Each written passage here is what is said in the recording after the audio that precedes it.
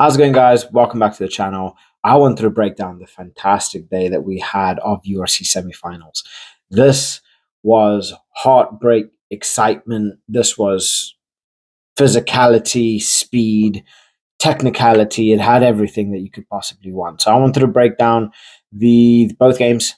We do now have we do now have who's going to be in the finals. We are going to be seeing Leinster play the Bulls. I do believe this is going to be in Dublin, if I'm correct. And my word, this is going to be fantastic. So I want to break down each game. I did do previous before, but I just want to pick up on anything I might have missed and kind of try to explain myself a bit better in certain instances. So first up, Leinster, Glasgow. It was a fantastic game. Ultimately, Leinster ended up coming out on top quite heavily, I would say. Especially in that second half where they really started to put a lot of pressure on them. What we saw was instead of Leinster going for in between the sticks, they put it to the corner, worked the line out, used the maul to their advantage, and then just started just sliding in tries. They also worked their channels very, very well. They used the likes of Osborne really well. But not only that, Jameson Gibson Park really worked his magic in more than a couple ways. There was an instance, though, with Jameson Gibson Park, and I think it was Osborne relatively early on into the game, where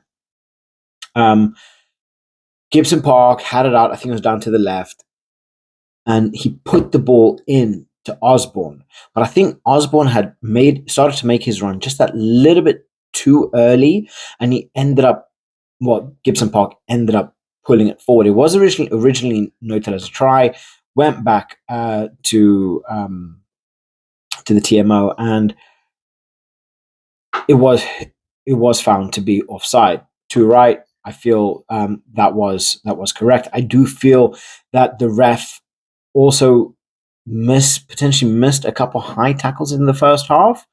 I think ultimately he had a relatively good game. Leinster had an absolutely brilliant game, but you cannot knock and you cannot underestimate just how quickly Jameson Gibson Park moves that ball around the park, and he just makes it look effortless at times. Prendergast's kicking was on point. Yes, he didn't exactly have the most luck when it came to tackling. Obviously, he's not the best at that. He did miss quite a few, but ultimately his kicking made up for that, like quite easily. But it just felt like Glasgow wasn't present at the game. Tui Pelutu was surrounded. We had players like Tom Jordan that were silenced. Just it was a very, very long day for them because Leinster just really, really struggled to break down Glasgow.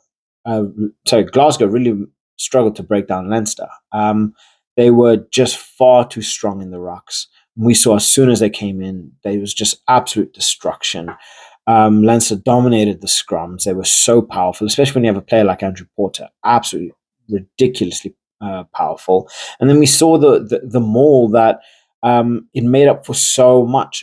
Got a couple tries out of it, and they saw that this was working. Sheehan as well, he's just an absolute freak of nature. And, he is just so, so good. But the biggest thing that I could potentially say for Leinster is they kept George Horne quiet. To keep George Horne quiet is not an easy task, and they managed to do that before. I think he ended up getting subbed relatively early on in the second half, but it came down to it. He put everything through, and he was isolated. There was nothing much that George Horne, no matter what Horne tried to do, he was stopped. He was just, all of his chances, all of his opportunities were taken away, and they. At times, I feel Glasgow were their own worst enemy. They were giving away unnecessary penalties, handling errors, stepping too quick. The amount of times that the ref ended up playing advantage to Leinster was ridiculous. And the commentator literally did say it feels like Leinster are playing with a constant advantage, and at points I feel it was. But ultimately, look, Leinster were just too strong, too quick, I mean, Frawley, he came on and then within a few minutes, he scored himself a try. It's like, what? What? You know, Leinster just had those players on par. Ryan Baird had a phenomenal game, like an absolutely, absolutely phenomenal game. He was a beast. He was a monster. They literally could not stop him. So, yeah, well done, Leinster. I completely misread that game. I honestly felt Glasgow was going to come in and put in an absolutely stellar performance. I thought Tom Jordan was going to come in, guns blazing. He was silent today. And I wouldn't even put it down to him having a bad game. I'm more putting it down to Leinster having a really, really, really good game, you know? And then ended up finishing 37-12, rightfully so. Leinster into the finals. Now we break down and we go into the Bulls because this was a completely different game in terms of stylistically wise, but fantastic nonetheless. Right? The stadium was on fire. You know, when you have a stadium that can fill out over 40,000 people, that is ridiculous. 40,000 people. What the money from ticket sales must have been absolutely ridiculous. But 40,000 people. Loftus is an absolute fortress to go to. So it must be terrifying going there, just about any team. But yeah, this game it was brilliant. The Bulls pretty much controlled the first half. Yes, they had a lot of bits in the first half, bagging themselves a couple of yellows. I wasn't entirely happy about that Hanacom Khaleesi tackle. He literally swung him, and it looked like Khaleesi landed on his neck, but I don't know. Um, but do you guys think that should have been um, upgraded? Because to me, that seemed like a high was a high range for injury, for danger. Um, I don't know because from when I saw it, he swung him and lifted him off the floor. So yeah, not otherwise. I mean, Sia Khaleesi had a brilliant game. I love watching this guy play. He was just so powerful in the rucks. He was just literally here, there, and everywhere when it came to rucks, and he was very, very powerful. So he was a big, big player. Mapimpi, as the commentator said, Makazole Mapimpi. um, he had a fantastic game, and like I said, this guy is a freak of nature. He is just a freak of nature. How do you do what he does at his age, bossing it? And I keep saying his age because he is getting on in his years, um, and he's still absolutely bossing it. Like that's just ridiculous. The moves, the runs, he was so clean at points. And look, I think it was my Pimpi's try. My Pimpi. Um, I can't remember who gave it off to Oxenche, but can we please just appreciate Oxenche's little boop, you know, his little lift over the end to give it to pass it out and keep the ball in play. And then eventually end up running into my Pimpi. But nice little slick hands, so off. But yeah, this game was so physical. We had such big hits in it. We had a big one in terms of Cameron Hanekom. Eventually, ended up getting injured and going off. I think it was to his left leg, and I don't know what is this? Did Sia Khaleesi give him a little bit of payback for what he did to him earlier? Because ultimately, it was Sia Khaleesi that ended up sending Cameron Hanekom off. Took him with a big, big tackle. I believe it was at the ruck. Took him with a big tackle. Hanekom fell weird backwards. I don't know if he twisted his leg. It's his left leg that's causing problems. I don't know if he twisted it or fell awkwardly on it, but I was in pain. I was in a lot of pain. And Hanacom is going to be a big, big miss for the Bulls. He is a very key component to how they play and that energy that he brings to the squad. So yeah, that's definitely a big miss. But I don't know. Esterhazen, he was an absolute dynamo, but he was shut out. They they were obviously given instructions to stop Esterhazen because he's such a powerful runner of the ball.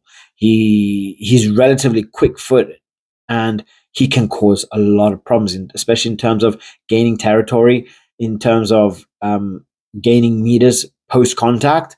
He is a very very scary player when it comes to that. So they really really shut him out very well, and I think there's also a very big component as to why the Bulls ended up coming out with a win.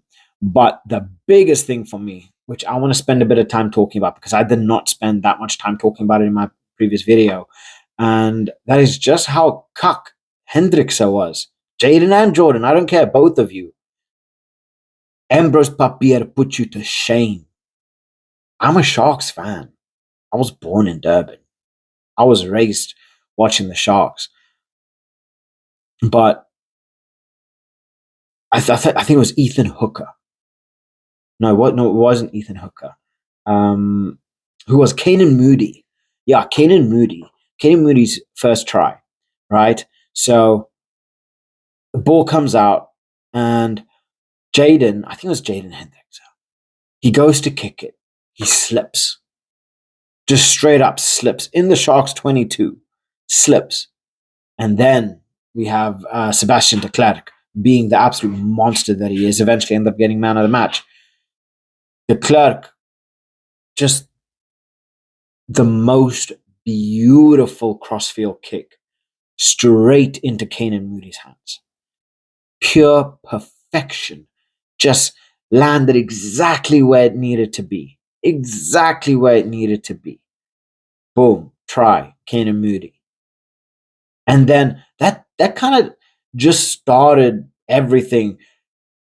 Hendricks' kicking was shameful. It was absolutely shameful. They lost so many points. So many points. Because you got to think 12 points separated the game. 12 points. If Hendrickse and his brother had to convert their penalties, conversions, you got to think just two tries, right? Converted. 2 tries. That's 4 points right there, sitting on a platter for you. That right there is 25-17. Just with those 2 conversions, things could have changed. Things could have been so differently. Players would have been, if the score lines were closer, they would have rallied around it, especially in that second half. But ultimately, it just wasn't to be. It just wasn't to be. The Bulls put in some absolutely spectacular performances. You had the likes of David Creel, Ambrose Papier, and again another player I just want to talk about for a little second. This might sound like I'm up the Sharks' backside, the Bulls' backside a bit here, but Ambrose Papier, how is this guy getting overlooked by Racing? Obviously, I'm no rugby brain or anything like that, but the performances that this guy puts through is ridiculous. He's still young, he's playing very well above his years, and he's putting in big performances at big moments in big competitions. This is definitely something, and if he puts in another solid performance in the final up against Leinster, we are gonna see someone who's gonna take Hendricks' place. I just prefer his style of play because he's pretty rapid for a 9 as well, and he does seem to have a very very good a well-round base for a 9. That's still getting better. So Papier was what was really really good. Like he was really really good, and obviously we can't talk about the Bulls without talking about Kobus. Quobus was just on point. He really, really was on point. 19 tackles, people. 19 tackles. Absolutely ridiculous. Absolutely ridiculous. So, yeah, this was a brilliant weekend for rugby. A brilliant weekend for semi-finals. And now that we have the finalists, Leinster and the Bulls, I cannot wait to see this. I'm going to be making a video on an early preview. But let me know what you guys think. Who should have won? Give me reasons why. And I'll catch you guys in the next one. Bye.